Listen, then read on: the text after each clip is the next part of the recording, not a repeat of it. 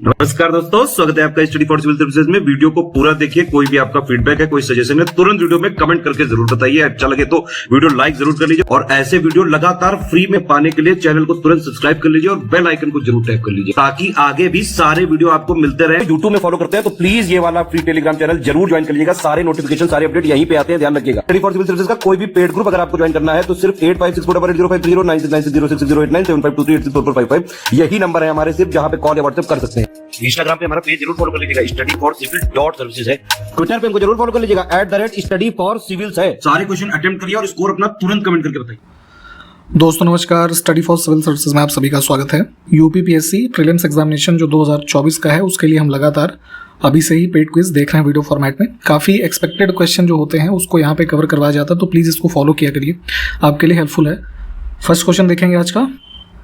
पूछा गया है कि दक्षिण पूर्व एशिया का एकमात्र स्थल से घिरा हुआ देश कौन सा है, यानी कि लैंड लॉक कंट्री है ना। ये काफ़ी फेवरेट एक टॉपिक है यूपीपीएससी का, ये अक्सर पूछते हैं, जैसे लैंड लॉक हो गया या फिर कंट्री कैपिटल हो गया है ना, ये सब चीज़ें भी पूछी जाती हैं। तो देखेंगे साउथ ईस्टर्न एशिया रीजन में कंबोडिया और ये जो थाईलैंड वगैरह का रीजन जो आप देखते हैं, ठीक है, यहाँ इनके मध्य है लाओस। ठीक, इसको मैप में एक बार लोकेट कर लीजिए। इसमें देखें कौन सी शीत समुद्री धारा है, तो ओशन करंट्स के बारे में आप पढ़ेंगे। तो दो नेचर के होते हैं, वार्म ओशन करंट और कोल्ड ओशन करंट्स। ठीक, तो यहाँ पे देखेंगे आप जो है साउथ अमेरिकन रीजन में अंटार्कटिका कोस्ट के अलोंग ये हम्बोल्ट करंट जो है ये इसमें जो है कोल्ड हो जाएगी।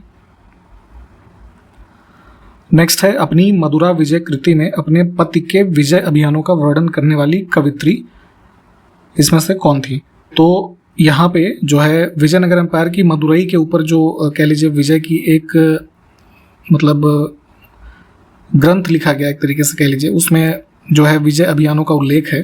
तो एक यहाँ पे जो है रूलर थे कुमार कंपन करके, तो उनकी वाइफ गंगा देवी जो है इन्होंने इस पुस्तक को लिखा है और यहाँ पे इसका नाम ध्यान रखेंगे।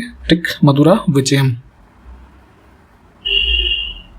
कृष्णदेव राय ने किस नगर की स्थापना की थी। तो विजयनगर एम्पायर के बारे में आप जब पढ़ेंगे तो सबसे पॉपुलर रूलर्स में से एक कृष्णदेव राय हैं और कई सारे टेम्पल्स है ना या इस तरह के आर्किटेक्चर को बनाने के लिए भी इन्हें जाना जाता है। तो उसी क्रम में यहाँ पे इन्होंने नगर की स्थापना कौन सी की थी ये पूछा गया है। तो एक जो है विजयनगर के ही पैरेलल कह लीजिए नागलपुरम जो है इसकी स्थापना की थी उन्होंने, यहाँ पे विकल्प बी। अमीर खुसरो ने किसके विकास में अग्रगामी भूमिका निभाई थी। तो इसमें देखेंगे बेसिकली जो तुर्की ये सल्तनत के अंदर सुल्तान हुए तो उनके कोर्ट पोएट है ना या म्यूजिशियन के तौर पे अमीर खुसरो इन्होंने कार्य किया और उसी दौरान इन्होंने जो है हिंदी की जो खड़ी बोली डायलेक्ट है, ठीक, इसके विकास में जो है इनका ही योगदान रहा। तो इसमें सी विकल्प को चुनेंगे। नेक्स्ट है, जौनपुर शहर की स्थापना किसकी स्मृति में किया गया था। तो ईस्ट उत्तर प्रदेश के रेफरेंस में यहाँ पे देखेंगे इसमें सल्तनत पीरियड में जो है फिरोज शाह तुगलक के द्वारा उसका जो कजिन था मोहम्मद बिन तुगलक, ठीक, उसकी स्मृति में यहाँ पे इसकी स्थापना की गई थी। 1857 की जो क्रांति है तो उस संघर्ष की वीरांगना महारानी लक्ष्मीबाई के बारे में आप सबने सुना होगा कि झांसी के रीजन में ये लीड कर रही थी इस मूवमेंट को और उसी क्रम में इनकी जन्मस्थली पूछा गया है। तो इनका बर्थ प्लेस है जो है ये 1835 के अराउंड जो है जन्म हुआ था इनका वाराणसी में, ठीक, और जो है 1858 में जो इनकी डेथ हुई तो उसके बाद यहाँ पे जो डेथ हुई थी इनकी वो सिटी भी कई बार पूछा जाता है, तो ग्वालियर में हुई थी, है ना, मध्य प्रदेश। नेक्स्ट है, हाल ही में नशीली दवाओं के दुरुपयोग और अवैध तस्करी के खिलाफ अंतर्राष्ट्रीय दिवस 2023 किस दिन मनाया गया है। तो यहाँ पे इसको मनाया गया 26 जून को। हाल ही में वैश्विक खाद्य नीति रिपोर्ट 2023 किस संस्था के द्वारा जारी की गई है। तो यहाँ पे IFPRI ये संस्थान जो है फूड पॉलिसी रिसर्च इन्होंने इसको इशू किया है। इसमें बेसिकली जो है ये बताया गया है कि जो अर्ली वार्निंग सिस्टम्स हैं, ठीक है, वो कितने इसेंशियल हैं जो है लाइव्स को बचाने के लिए या पॉवर्टी लाइवलीहुड है ना, इन सब के रेफरेंस में। और यहाँ पे ये रिपोर्ट जारी की उन्होंने। और अगर इस संस्थान की हम बात करें तो ये बेसिकली जो है 1975 में इस्टेब्लिश हुआ था और मुख्य रूप से जो डेवलपिंग कंट्रीज़ हैं तो उनके लिए जो रिसर्च बेस्ड पॉलिसी सॉल्यूशंस हो सकते हैं, ठीक है, जो पॉलिसी को फ्रेम करने में कारगर हों, उस पर ये मुख्य रूप से काम करते हैं और यहाँ पे अपने सुझाव देते हैं। और हेडक्वार्टर की बात करें तो ये जो है वॉशिंगटन डीसी में है। आगे देखें, हाल ही में पीएम मोदी को किस देश ने अपने सर्वोच्च राजकीय सम्मान ऑर्डर ऑफ द नाइल से सम्मानित किया है? तो जैसे इंडिया में सबसे हाईएस्ट ऑनर है भारत रत्न, वैसे ही इजिप्ट में सबसे हाईएस्ट है जो है ऑर्डर ऑफ नाइल। तो वहाँ के जो प्रेसिडेंट हैं ये अब्दुल सीसी, ठीक, तो उन्होंने अभी रिसेंटली प्राइम मिनिस्टर वहाँ गए थे तो वहाँ इनको सम्मानित किया है। हाल ही में किस देश के रक्षा मंत्रालय ने Namer tiger 1500 armoured personnel carrier को पेश किया है? तो एक मिलिट्री व्हीकल है, काफ़ी पावरफुल, ठीक, और यहाँ पे इसका नाम ध्यान रखिएगा, नेमर टाइगर 1500, कम से कम इतना पूछा जा सकता है। तो इसको डेवलप किया है इजराइल की जो डिफेंस मिनिस्ट्री ने अभी रिसेंटली इंट्रोड्यूस किया था। संयुक्त राज्य अमेरिका के नेतृत्व वाले आर्टेमिस समझौते का 27वां सदस्य देश अभी जो है हाल ही में कौन बना है? इंपॉर्टेंट है ये, इंडिया बना है इसका मेंबर। और यहाँ पे आर्टेमिस जो अकॉर्ड है, ट्रीटी है कह लीजिए, बेसिकली इसमें क्या है कि जो मून से संबंधित स्पेस एक्सप्लोरेशन हैं अलग अलग देशों के, उसके रेफरेंस में है ना, जो 21st सेंचुरी के कह लीजिए कुछ प्लान्स हैं उसके बारे में यहाँ पे वर्क करना है। और जो है इसमें इसको स्टार्ट किया गया था जो इस ट्रीटी को, तो यूएस के साथ 7 अन्य देशों के साथ इसको स्टार्ट किया गया वर्ष 2020 में, और वर्तमान में कुल 27 मेंबर्स हैं। तो थोड़ा इसके बारे में डिटेल में देखिएगा। 21 जून 2023 को किस राज्य सरकार ने 3354 करोड़ रुपए के बजट के साथ मुख्यमंत्री संपूर्ण पुष्टि योजना को मंजूरी दी है? तो योजना का नाम ध्यान रखेंगे, स्टेट ऑफ ओडिशा में इसको स्टार्ट किया गया है। बेसिकली एक न्यूट्रिशनल प्रोग्राम है और यहाँ पे जो फंड्स हैं ये अगले कुल 5 सालों में इस जो स्कीम को इम्प्लीमेंट करने के साथ हैं, तो इसको भी ध्यान रखिएगा। International institute for management development, इस संस्था के द्वारा हाल ही में वैश्विक प्रतिस्पर्धात्मकता रैंकिंग 2023 में डेनमार्क पहले स्थान पर है। इसमें भारत की रैंकिंग पूछी गई है। तो यहाँ पे रिलीज करने वाले इंस्टीट्यूट का नाम ध्यान रखेंगे। और इस कॉम्पिटिटिवनेस में बेसिकली जो लॉन्ग टर्म कुछ ऐसे स्टेप्स देश आपस में ले रहे हैं जिसमें कॉम्पिटिटिवनेस बढ़े और लॉन्ग टर्म वैल्यू क्रिएशन हो हर देश के अंदर, ठीक है। तो उस आधार पे जो रैंकिंग की गई है, मतलब वैल्यूएशन किया गया है, तो कुल 64 देशों का है ना, उसमें टॉप पे डेनमार्क था, उसके बाद आयरलैंड और तीसरे पे स्विट्जरलैंड, ठीक। ओवरऑल इसमें इंडिया की रैंकिंग की बात करें तो ये 40वीं रैंकिंग है। हाल ही में प्रकाशित पुस्तक सिम्फनी टू जैज किसने लिखी है? तो ये बेसिकली म्यूजिक से संबंधित एक पुस्तक है और एक राइटर है फेमस अंकित खेमका, इनकी पुस्तक है ऑप्शन डी। विशेष ओलंपिक विश्व खेल 2023 में भारतीय खिलाड़ियों ने कुल कितने पदक जीते हैं? तो अभी रिसेंटली जून के महीने में ही इसका आयोजन हुआ है, इसमें बर्लिन जर्मनी के अंदर, ठीक। तो स्पेशल ओलंपिक्स वर्ल्ड गेम्स में जो कुल आयोजन हुए उसमें भारतीय जितने भी प्लेयर शामिल हुए तो कुल 202 मेडल मिले हैं, जिसमें से 75 गोल्ड थे, 75 सिल्वर और अराउंड 51 ब्रॉन्ज, ठीक। एक और पुस्तक प्रकाशित हुई है हाल ही में, द योग सूत्र फॉर चिल्ड्रन, इसके लेखक का नाम बताना है।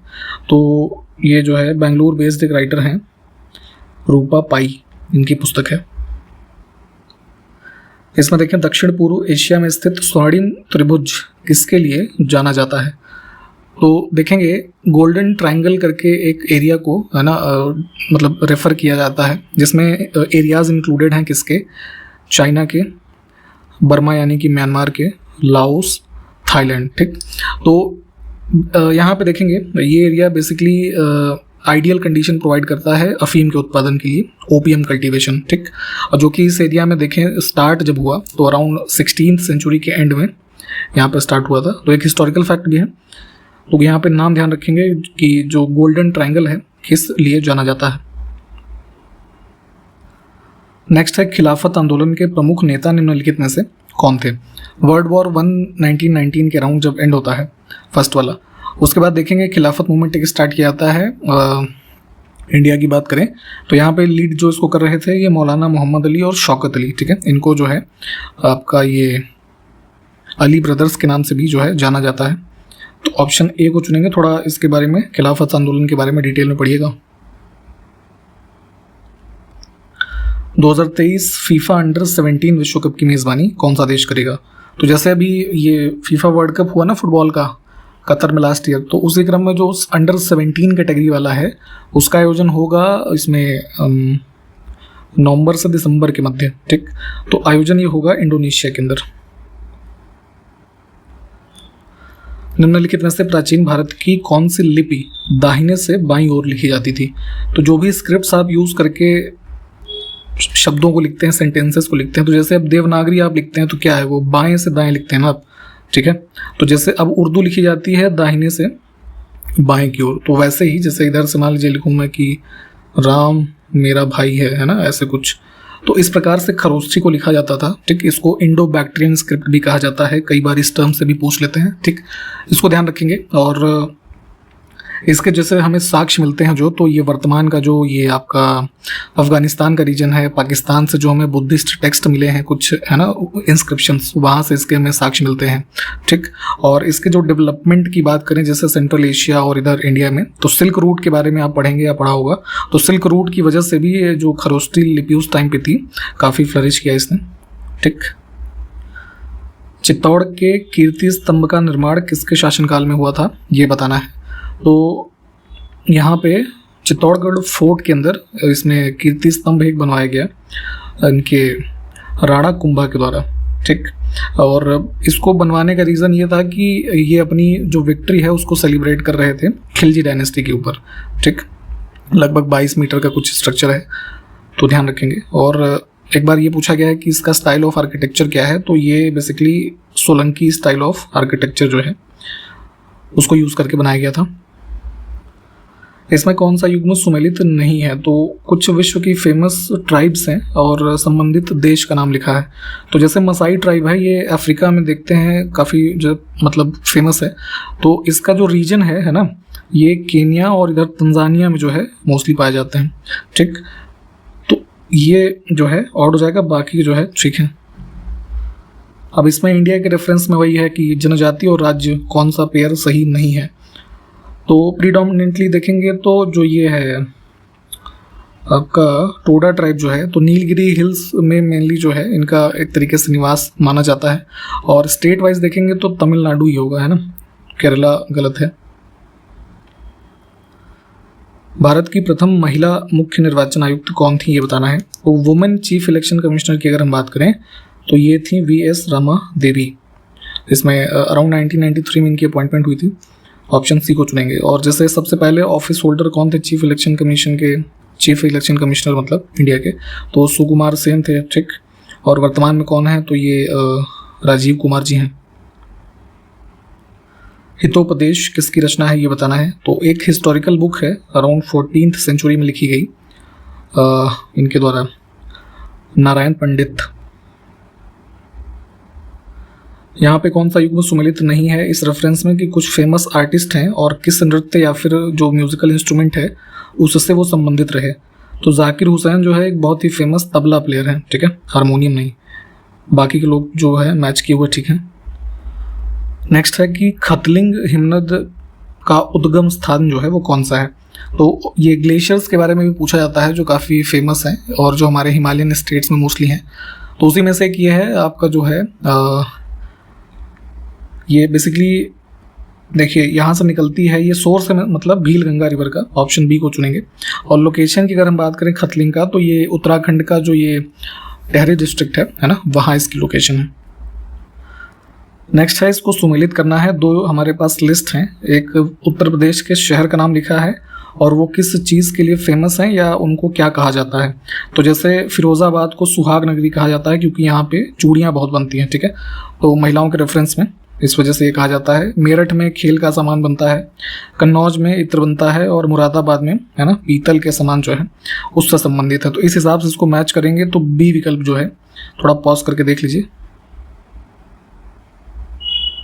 नेक्स्ट है, तुंगभद्रा और भीमा नदियाँ किसकी सहायक हैं। तो ये जो है कृष्णा की सहायक नदियाँ हैं। भारत के निम्नलिखित तटों में से कौन सा कृष्णा डेल्टा और कैप कैमोरिन के मध्य स्थित है? तो जो कोस्ट लाइन है इंडिया की, है ना, इनको कुछ अलग अलग नामों से कोस्टल एरियाज कुछ डिफाइन किया गया है। तो जैसे इधर ईस्ट कोस्ट पे देखेंगे, कन्याकुमारी जो साउदर्न टिप है इसको कैप कैमोरिन के नाम से भी जाना जाता है, और कृष्णा डेल्टा तो ये बेसिकली जो ये वाला कोस्ट हुआ ना आपका, इसको कोरोमंडल कोस्ट कहा जाता है। तो वही पूछा गया था। देश की निम्नलिखित मिट्टियों में से किसे स्वतः कृष्य मिट्टी कहा जाता है? तो यहाँ पे ये संज्ञा इस वजह से दी जाती है इसको कि इस मिट्टी में मॉइस्चर की जो कह लीजिए अवेलेबिलिटी है ना, या परसेंटेज ऑफ मॉइस्चर जो है वो ज़्यादा होता है। ठीक, तो ये है मिट्टी कौन सी? ब्लैक सॉइल, जिसको आप रेगुर के नाम से जानते हैं। इधर जो आपका दक्कन प्लेटू का रीजन है वेस्ट कोस्ट में इंडिया के, वहाँ ये पाई जाती है। ठीक, तो इसमें ज़्यादा इसको जो है ना जोतने की ज़रूरत नहीं है। ऑलरेडी जो है इसका टेक्सचर कुछ उस प्रकार का होता है, भुरभुरे नेचर का, ऐसे समझ सकते हैं। हाल ही में प्रकाशित पुस्तक Draupadi Murmu from tribal hinterland to Raisina hill, इसको किसने लिखा है? तो हमारी राष्ट्रपति जी के ऊपर उनकी कह लीजिए जीवनी जो भी रही है उस पर आधारित पुस्तक है ये। इसकी लेखक हैं कस्तूरी रे। गूगल ने किस राज्य में ग्लोबल फिनटेक ऑपरेशन सेंटर स्थापित करेगा, इसकी अनाउंसमेंट की है? तो यहाँ पे गूगल जो कंपनी है तो ये फाइनेंशियल टेक्नोलॉजी ऑपरेशन सेंटर एक ये इस्टेब्लिश करेंगे जो है इसमें गुजरात में, गुजरात के गांधीनगर में है गिफ्ट सिटी। ठीक, आपने कई बार इसको सुना होगा। ये बेसिकली इसका फुल फॉर्म भी जानते रहिए, Gujarat international finance tech city. ठीक है, तो एक प्रकार का ये बिजनेस सेंटर है। तो कई सारे इंस्टीट्यूशंस है ना, और इस तरह की जो चीज़ें हैं, कई सारे इंटरनेशनल ऑपरेशन के संस्थान अन्य यहाँ पे जो है पिछले कई वर्षों में स्थापित किए गए हैं। तो उसी में से एक ये भी है, इसको ध्यान रखना है। नेक्स्ट है, हाल ही में प्रीमियर हैंडबॉल लीग के पहले सीजन का खिताब किस टीम ने जीता है? तो हैंडबॉल का गेम जो होता है उसी में, जैसे IPL वगैरह आजकल पॉपुलर हैं, तो उसी क्रम में इनका भी एक लीग कराया गया पहली बार, और इसमें महाराष्ट्र आयरन मैन की टीम ये उत्तर प्रदेश का जो गोल्डन ईगल्स है इनको हरा करके जीता है। ठीक, ऑप्शन ए को चुनेंगे। क्रेडिट कार्ड आधारित UPI भुगतान की अनुमति देने वाला पहला सार्वजनिक क्षेत्र का बैंक कौन बना है? तो जैसे अभी तक UPI वगैरह आप करते थे तो वो आपके डेबिट कार्ड पे है ना बेस्ड होता था। तो उसी क्रम में यहाँ पे रिसेंटली अनाउंस किया गया है कि जो रुपए इनेबल्ड क्रेडिट कार्ड होंगे केनरा बैंक के, है ना, तो वो ऐसे यूजर्स UPI कर सकते हैं यूजिंग क्रेडिट कार्ड। जून 2023 में वियना में संयुक्त राष्ट्र के बाह्य अंतरिक्ष मामलों के कार्यालय के निदेशक के रूप में किसको नियुक्त किया गया है? तो ये जो है इनमें UK की हैं ये आरती होला मैनी। ठीक, इनको अपॉइंट किया गया है। ये काफ़ी इंपॉर्टेंट क्वेश्चन है, इसको भी ध्यान रखिएगा। भारत की पहली हाइड्रोजन संचालित ट्रेन किस राज्य में चलाई जाएगी? तो hydrogen as a fuel use किया जाएगा एक ट्रेन को चलाने में, और ये ट्रेन सबसे पहली जो रूट पे चल रही है जींद और सोनीपत के बीच में, जो कहाँ है? हरियाणा में।